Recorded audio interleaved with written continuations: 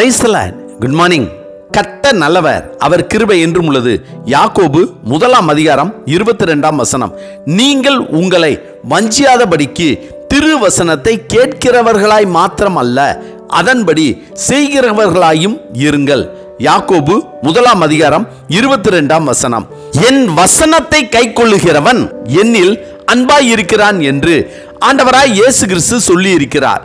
மேலும் அவர் அநேக உவமைகள் மூலமாக உபதேசம் செய்யும் போது வசனத்தை கேட்டு அதை உட்கொள்ளாதவன், அதாவது அதன்படி நடக்காதவன், அதை கடைபிடிக்காதவன் வழி அருகே விதைக்கப்பட்ட விதையைப் போல இருப்பான் என்றும், வசனத்தை கேட்டு உணர்ந்து இருக்கிறவன் அதை கை கொண்டிருக்கிறவன் 30, 60, 100 பலன் தருவான் என்றும் சொல்லி இருக்கிறார். பொதுவாகவே பரிசுத்த வேதாகமத்தில் எழுதப்பட்டுள்ள வசனங்களை நாம் படித்து பார்க்கும் போதோ கேட்கும் போதோ அதன்படி நம்மால் நடக்க முடியுமா, அதை கடைபிடிக்க முடியுமா, அதன்படி நாம் செயல்பட முடியுமா என்று நாமே யோசிக்கிறோம், பயப்படுகிறோம். அதன்படியே வாழ முடியாது என்று நாமே நம்முடைய மனதில் ஒரு தீர்மானத்தை எடுத்துக்கொள்கிறோம். ஒரு கன்னத்தில் அறைந்தால் மறு கன்னத்தை காட்டுங்கள் என்றும், உங்கள் சத்துருக்களை நேசியுங்கள் என்றும் நாம் கேட்ட வசனத்தின்படி வாழ முடியுமா? பழைய ஏற்பாட்டு காலங்களில் ஒரு ஆசீர்வாதத்தை பெற வேண்டும் என்றால் அதற்கு கர்த்தர் ஒரு கட்டளையை கொடுத்திருந்தார். அதாவது கர்த்தர் ஒரு கட்டளையை கொடுத்து, இதனை நீ கை கொண்டால் ஆசீர்வாதமாய் இருப்பாய் என்று. ஆண்டவராய் இயேசு கிறிஸ்துவோ, என்னிடத்தில் வாருங்கள், என்னை விசுவாசியுங்கள், என் வழியிலே நடவுங்கள் என்றுதான் சொல்கிறார்.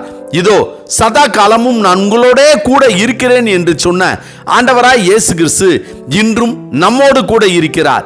நீங்கள் உங்களை வஞ்சியாதபடிக்கு திருவசனத்தை கேட்கிறவர்களாய் மாத்திரமல்ல, அதன்படி செய்கிறவர்களாயும் இருங்கள் என்று ஏன் பேதுரு சொன்னார் என்று நாம் பார்த்தோமானால், ஒருவன் திருவசனத்தை கேட்டும் அதன்படி செய்யாதவனானால் கண்ணாடியிலே தன் சுபாவ முகத்தை பார்க்கிற மனுஷனுக்கு ஒப்பாயிருப்பான்.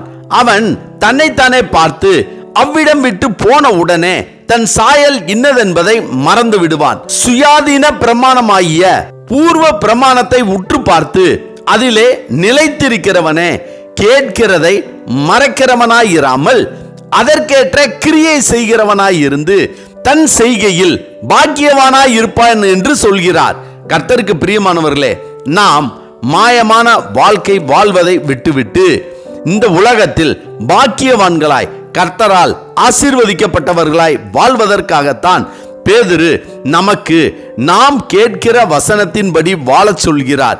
எனவே நாம் கர்த்தருக்கு பிரியமானவர்களாய், வெளிச்சத்தின் பிள்ளைகளாய், நீதியின் வழியிலே நடக்க, பரிபூர்ண ஆசீர்வாதத்தோடு மகிழ்ச்சியாய், சமாதானமாய், சந்தோஷமாய் வாழ நாம் கேட்கிற படிக்கிற வசனத்தின்படியே செய்கிறவர்களாய் வாழ்வோம். ஆமென்.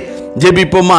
சர்வ வல்லமை உள்ள சேனைகளின் தேவனாகிய கர்த்தாவே, உம்முடைய வார்த்தையை, வசனத்தை படித்த கேட்ட நாங்கள் அதை மனதில் நிறுத்தி அதை விட்டு வழுவாமல் உம்முடைய வார்த்தைக்குள், வசனத்திற்குள் ஜீவன் உண்டு என்றும் அதுவே எங்களை பாதுகாத்து வழி நடத்தி உம்முடைய சமூகத்தில் மகிமையாய், சமாதானமாய், சந்தோஷமாய் நடத்தும் என விசுவாசித்து நம்பிக்கையோடு அதற்கு கீழ்ப்படிந்து வாழக்கூடிய கிருபையை எங்கள் தேவனாகிய கர்த்தர் தாமே எங்களுக்கு தந்தரல வேண்டும் என ஆண்டவராகிய இயேசு கிறிஸ்துவின் இன்ப நாமத்தில் ஜெபிக்கிறோம் நல்ல பிதாவே.